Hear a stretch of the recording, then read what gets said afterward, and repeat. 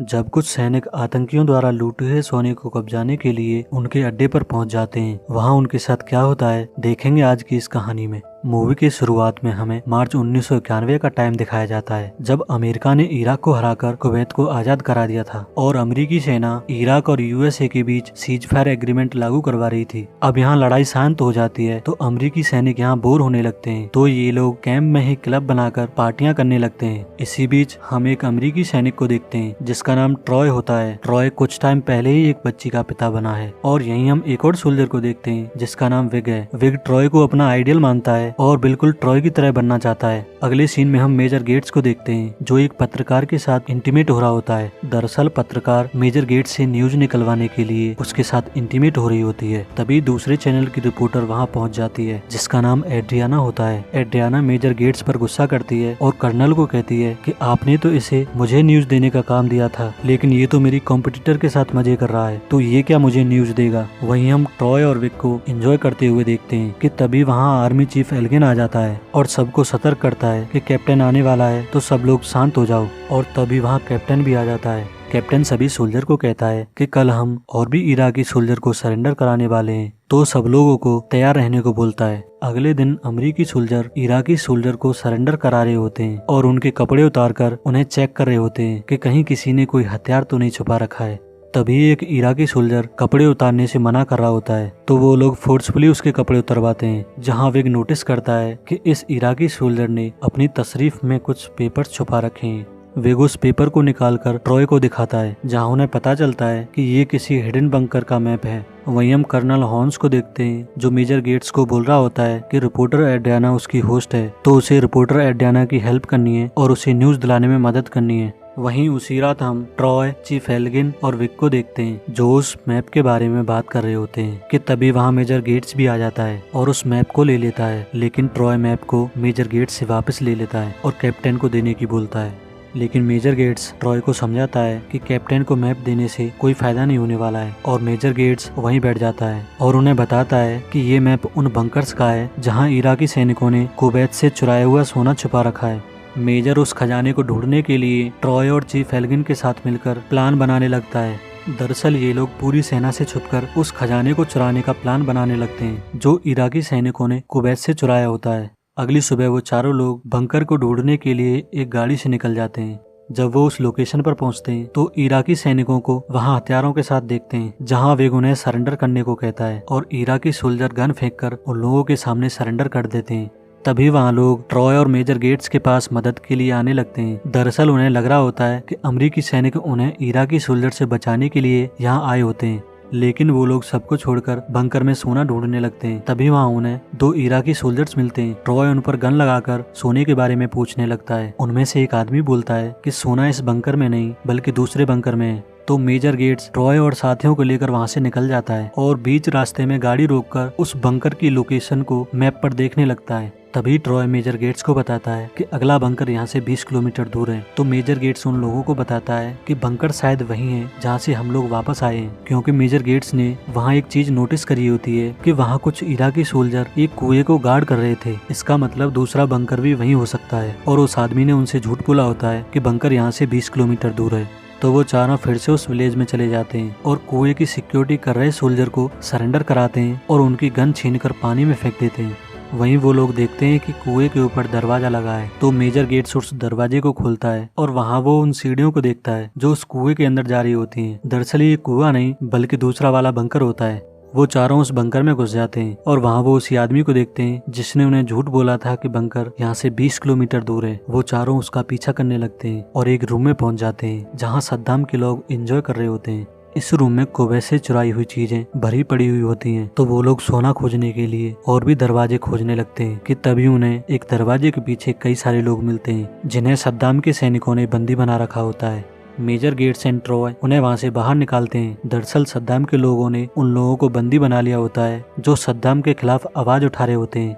Major gets और Troy एक Iraqi soldier के ऊपर गन तानकर उसे सोने के बारे में पूछने लगते हैं। तो वो सैनिक उन्हें उस जगह ले जाता है जहाँ सारी चुराई हुई कीमती चीजें रखी हुई होती हैं। यहाँ उन्हें वो सोना भी मिल जाता है जिसके लिए वो यहाँ आए होते हैं। मेजर गेट्स सारे सोने को ट्रक में लोड करके वहाँ से निकलने वाला होता है कि तभी एक लेडी उन्हें सद्दाम के लोगों से बचाने के लिए उनसे हेल्प मांगने लगती है। वो लोग ट्रक को लेकर निकलने वाले होते हैं कि तभी सद्दाम का एक सैनिक उस लेडी को शूट कर देता है जो उनके पास हेल्प के लिए गई होती है, और फिर वो सैनिक दूसरे बंदियों को भी मारने वाला ही होता है कि तभी मेजर गेट्स उसे रोक लेता है और सभी बंदियों को छोड़ने की कहता है, लेकिन इराकी सोल्जर उन्हें छोड़ने से मना कर देता है। तो मेजर गेट्स सारे इराकी सोल्जर्स को मारकर उन्हें आजाद करवा देता है और वहाँ से बचाकर अपने साथ ले आता है। तभी वहाँ हम कुछ और इराकी सोल्जर को वहाँ आते हुए देखते हैं। जब उन्हें पता चलता है कि अमरीकी सैनिक सारे बंदियों और सोने को यहाँ से चुरा कर ले गए तो वो लोग गुस्सा हो जाते हैं और उनके ऊपर गैस बॉम्ब से हमला कर देते हैं, जिससे सारे रास्ते पर धुंध आ जाती है और उन लोगों का एक्सीडेंट हो जाता है।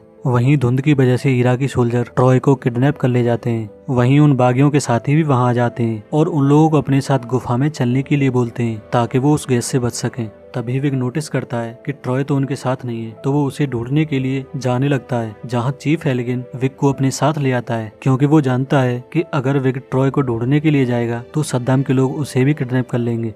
फिर हम सद्दाम के लोगों को देखते हैं जो ट्रॉय को बंकर में ले जा रहे होते हैं कि तभी बागी सद्दाम के लोगों पर हमला कर देते हैं। वहीं रिपोर्टर एड्रियाना भी न्यूज के लिए वहां पहुंच गई होती है, मतलब वहां गोलीबारी हो रही है और उसे न्यूज रिपोर्टर करनी है, वो भी आतंकवादियों के बीच में। दोस्तों, अगर आप न्यूज रिपोर्टर होते तो ऐसी जगह न्यूज रिपोर्ट करने जाते या नौकरी छोड़ देते? कमेंट में जरूर बताना।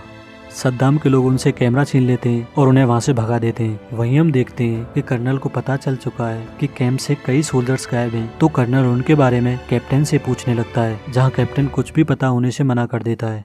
वहीं एक सोल्जर कर्नल को बताता है कि ट्रॉय को इराकी सोल्जर से एक मैप मिला था, जिसके बाद से ही वो लोग गायब हैं। तो कर्नल समझ जाता है कि वो लोग जरूर कुछ हरकत करने गए हुए हैं। कर्नल कैप्टन को उन्हें ढूंढने के लिए बोलता है और वहां से चला जाता है।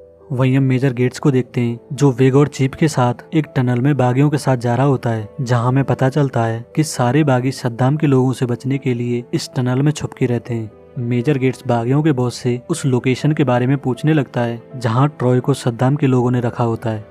बागियों का बॉस उन्हें उस लोकेशन के बारे में बता देता है, लेकिन मेजर गेट्स उसे अपने साथ चलने के लिए कहता है। तो बॉस मेजर गेट्स को मना कर देता है, लेकिन फिर उनके बीच एक डील हो जाती है कि बागियों का बॉस उनके साथ जाकर ट्रॉय को छुड़वाएगा और मेजर गेट्स उन बागियों को ईरान बॉर्डर पार करवाएगा और सोने में से कुछ हिस्सा भी उन लोगों को देगा।